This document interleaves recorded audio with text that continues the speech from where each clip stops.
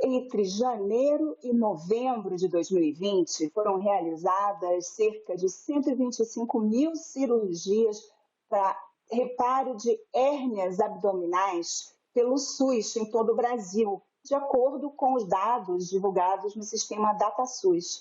Isso representa mais de 50% a menos das cirurgias que foram realizadas no ano anterior. Nós vamos descobrir por que esses dados são preocupantes, conversando com o Dr. Cristiano Klaus, presidente da Sociedade Brasileira de Hérnia.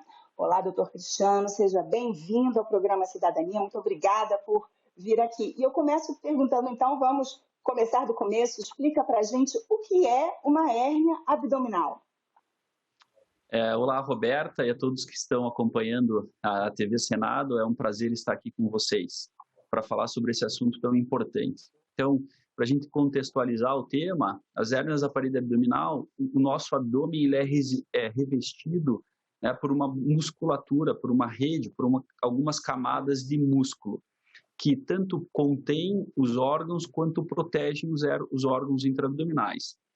Entretanto, nessa musculatura, em geral, tão robusta, existem alguns pontos específicos que são pontos de fraqueza.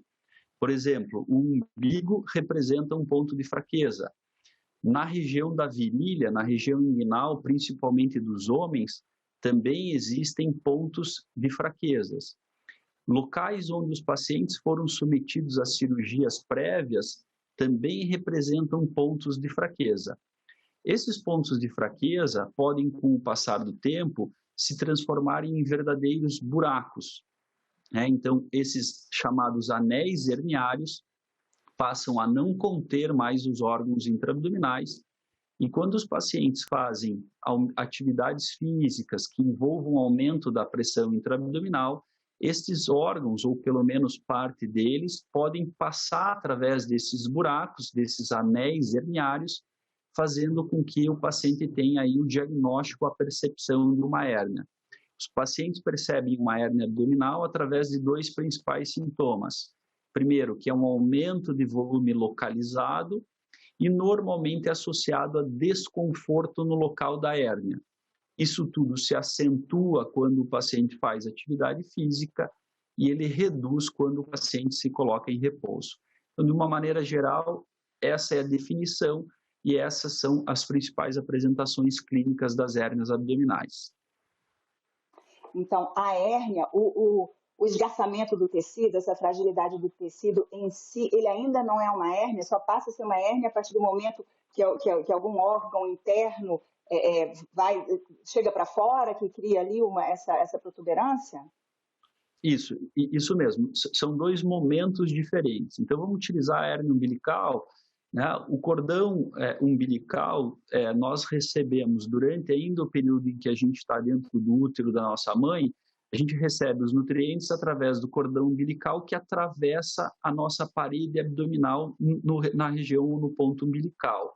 Essa região ela não é revestida por músculo, portanto, e ela representa uma fraqueza.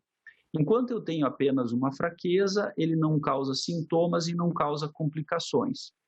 Entretanto, com o passar do tempo, os tecidos tendem a envelhecer e, em função também de nós fazermos atividades abdominais, aumentar a pressão intraabdominal, né? Hoje em dia, com a pandemia da obesidade, isso também leva ao aumento da pressão intraabdominal, faz com que esses pontos, que inicialmente são somente pontos de fraqueza, possam se transformar em verdadeiros buracos. E a partir do momento que a gente tem, né, esse buraco na musculatura, os órgãos podem atravessar através, e aí sim a gente configura especificamente o diagnóstico de uma hérnia abdominal. E uma vez diagnosticada a hérnia abdominal, o que é preciso fazer? Existe alguma solução alternativa, paliativa, ou é mesmo a cirurgia é o único remédio? Então, de uma maneira geral, existe um consenso de que a única forma efetiva de tratar uma hérnia seja através do tratamento cirúrgico.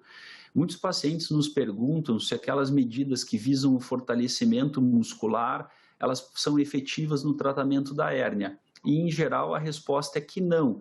Porque quando a gente está fortalecendo a musculatura, a gente está fortalecendo a parede abdominal e não consegue fortalecer essa região que representa um buraco onde a musculatura está ausente. Então, de forma consensual, para a imensa maioria dos casos de hérnias abdominais, o único tratamento efetivo é o tratamento cirúrgico. Para uma ilustração, é como se eu tivesse um furo na minha blusa. Então, assim, a única forma de eu corrigir, né, esse furo é fazendo uma sutura, e no caso das hérnias abdominais, uma costura, é o que nós fazemos, né? Uma costura dessa musculatura que está enfraquecida, e hoje, num grande número dos casos, além de costurar ou de suturar, né, esse defeito, esse buraco muscular, está indicada a colocação de uma tela, que é uma prótese, né, que permite um reforço dessa região, diminuindo o risco da hérnia voltar.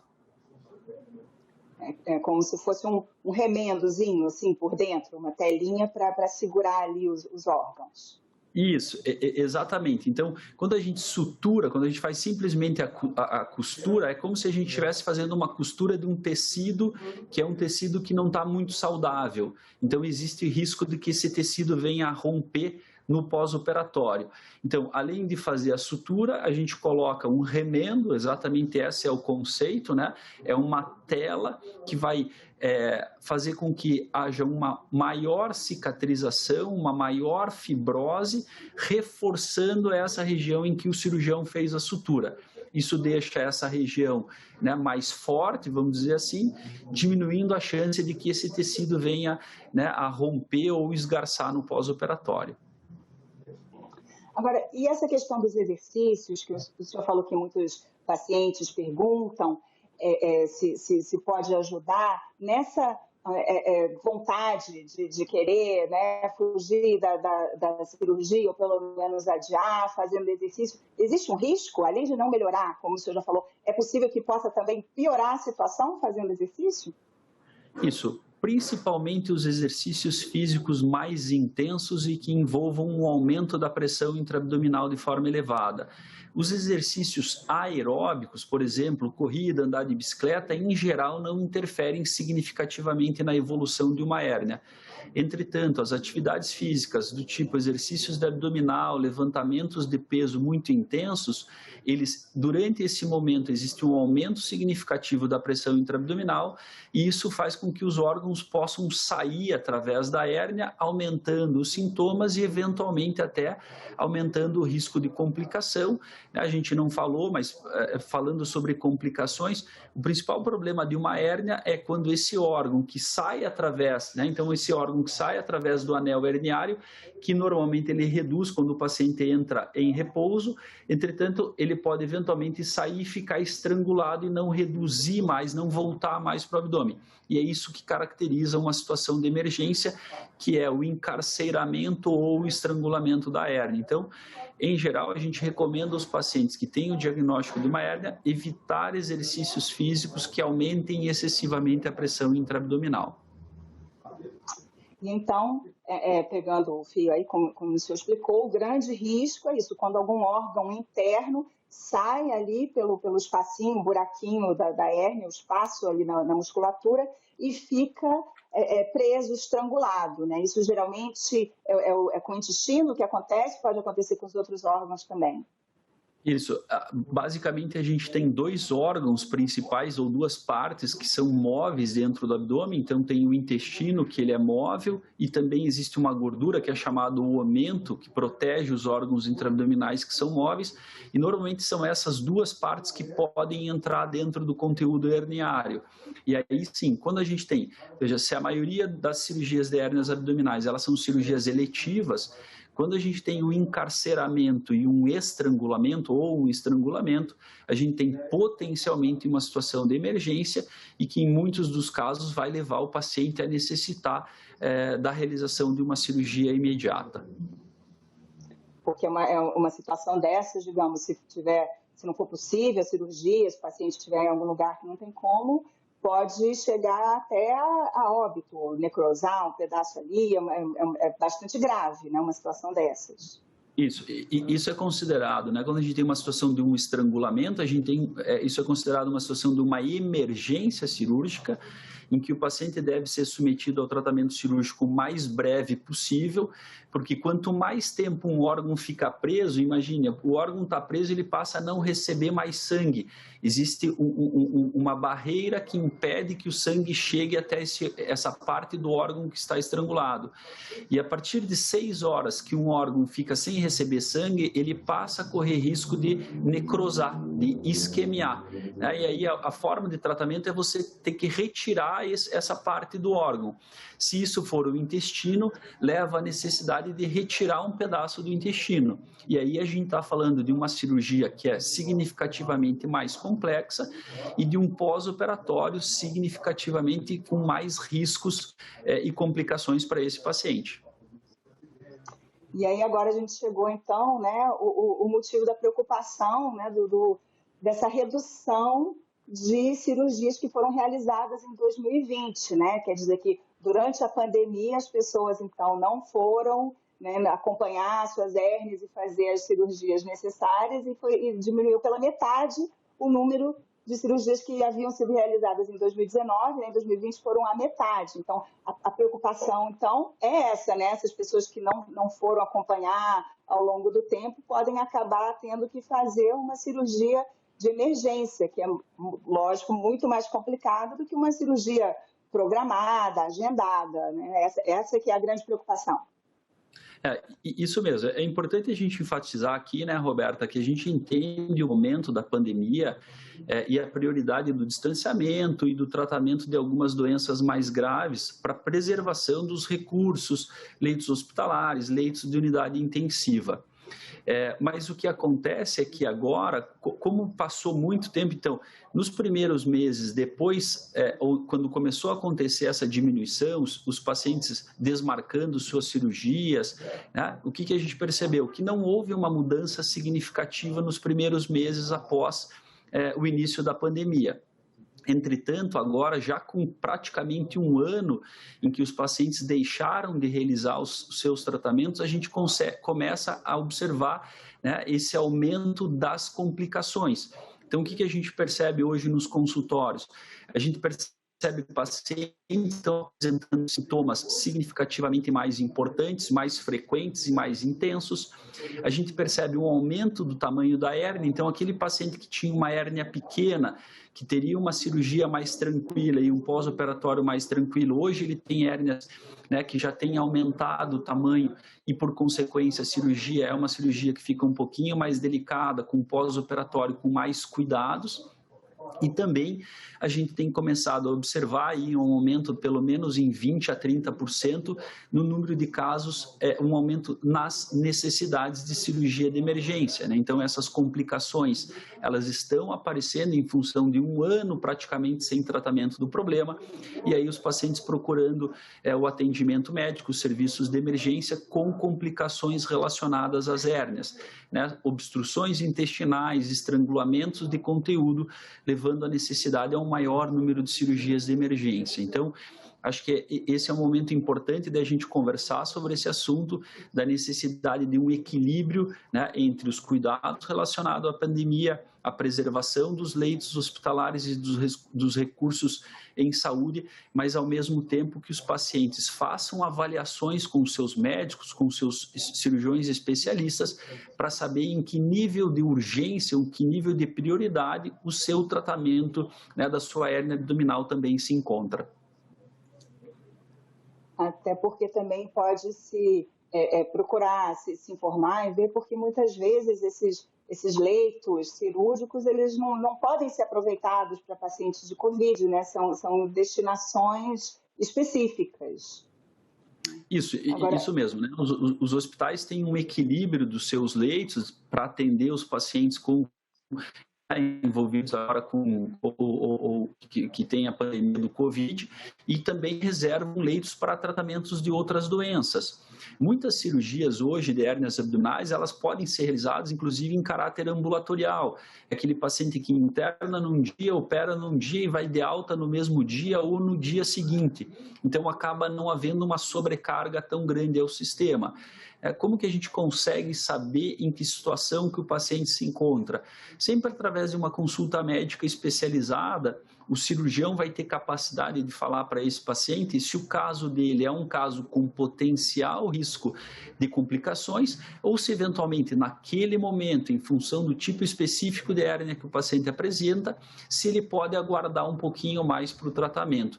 Então, acho que é importante a gente encontrar esse equilíbrio das prioridades para que a gente não continue vendo esse aumento das situações emergenciais face a essa diminuição significativa, né? Como você reforçou, a gente atualizou os dados para o ano de 2019 e 2020 inteiro, e a gente tem aí essa confirmação de uma diminuição em 50% no número de cirurgias no sistema público, e a gente tem que imaginar que essa mesma redução ela é equivalente e proporcional nos sistemas privados. Então, só através do DataSUS a gente tem aí praticamente 130, 140 mil pacientes que teriam sido operados o ano passado de hérnia e que não foram. E isso é um número bastante significativo. Ainda mais quando a gente vê que esses são pacientes que muitas vezes já estão diagnosticados, né? Eles já está traçada ali a forma de ajudá-los é pela cirurgia, né? E eles não foram atendidos, né? Não foram procurar. O senhor mencionou essa preocupação com a preservação dos leitos, não ocupar espaço dos pacientes de Covid. O senhor tem percebido também pessoas que estão preocupadas em elas mesmas entrar em contato com a doença, ir a um hospital, que elas estão com medo da doença? Sem dúvida, né? Então, em vários lugares a gente teve decretos suspendendo as cirurgias eletivas, que fez com que houvesse uma diminuição nesse número, mas a gente vê também uma preocupação ainda crescente dos pacientes em relação ao risco de contaminação. E o que a gente costuma explicar para os pacientes hoje, veja, no começo, nos primeiros 3 meses, ninguém sabia evolução, ninguém sabia exatamente como era a transmissão. Hoje em dia a gente já tem essa informação de uma maneira mais precisa, e a gente sabe que se as medidas de distanciamento, se as medidas de cuidados, utilização de máscara, etc., se forem tomadas, o risco de contaminação é muitíssimo baixo. A contaminação das pessoas, em geral, acontece em ambientes sociais, em eventos onde as pessoas não estão protegidas. E veja, de uma maneira geral, a gente sabe que os hospitais são ambientes em que, tradicionalmente, essas medidas protetivas, elas são tomadas. Então, para a gente não é nenhuma novidade precisar cuidar de um paciente que tem uma doença infecto-contagiosa. É verdade que a gente adquiriu no arsenal dentro do hospital a utilização rotineira da máscara, que, por exemplo, no centro cirúrgico ela já era utilizada, ela sempre foi utilizada. Então, se a gente for olhar o risco de um paciente pegar Covid dentro do hospital, eu diria que ele é muitíssimo baixo. Então, sim, hoje os hospitais eles são preparados para atender os pacientes de uma forma bastante segura, e não deve ser esse o medo dos pacientes que deve evitar ou devem levá-los a não fazer o tratamento cirúrgico. A gente vê até que os profissionais de saúde estão entre os mais contaminados, mas também é importante pensar que é diferente, né? O paciente vai lá ser atendido, enquanto que o profissional de saúde está atendendo muitos pacientes, assim, é bem diferente, isso não justifica, né, esse medo das pessoas irem procurar o atendimento. Até porque hoje, acontece nos hospitais aqui, onde eu trabalho, e imagino que em todos os hospitais, com todos os colegas com os quais a gente conversa, o fluxo de pacientes de Covid, ele é diferente, completamente diferente daqueles pacientes que não são suspeitos ou que não têm a doença. E isso serve não só para os pacientes, mas também para os profissionais de saúde que atendem a esses pacientes, né? Então, os enfermeiros, os técnicos de enfermagem, os médicos que estão destinados a atender a ala de pacientes que têm Covid, eles são exclusivos para atendimento desse grupo de pacientes. A gente evita a circulação desses profissionais entre a ala de pacientes que estão com Covid e a ala de pacientes que não têm esse problema. Então, isso foi um aprendizado que aconteceu. Muitas dessas medidas reforçam começo já faziam parte, né, da natureza de atendimento hospitalares, mas que agora estão reforçadas. E a título de curiosidade, eu tenho alguns colegas médicos que pegaram, né, Covid e nenhum deles refere que tenha pego dentro do hospital, mas sim todos eles em algum evento social, em algum encontro, né, normalmente de familiares, em que as medidas protetivas não foram cuidadas. Sim, importante ressaltar isso, né? Justamente esses ambientes, né, hospitalares é onde tem o maior cuidado, né? Onde é menos provável que esteja ali circulando o vírus solto, né, para as pessoas pegarem. Só para reforçar, o senhor falou que, então, que as novas técnicas, a pessoa pode fazer a cirurgia e já sair no mesmo dia, então assim, mais um motivo para não ter medo, né? Esse medo natural que as pessoas já têm de cirurgia, que acaba que a pandemia pode até ser um pretexto aí, mas então cada vez existem mais técnicas novas que estão sendo incorporadas. Vocês usam que tipo, sei lá, laser, laparoscopia, essas inovações aí? Então...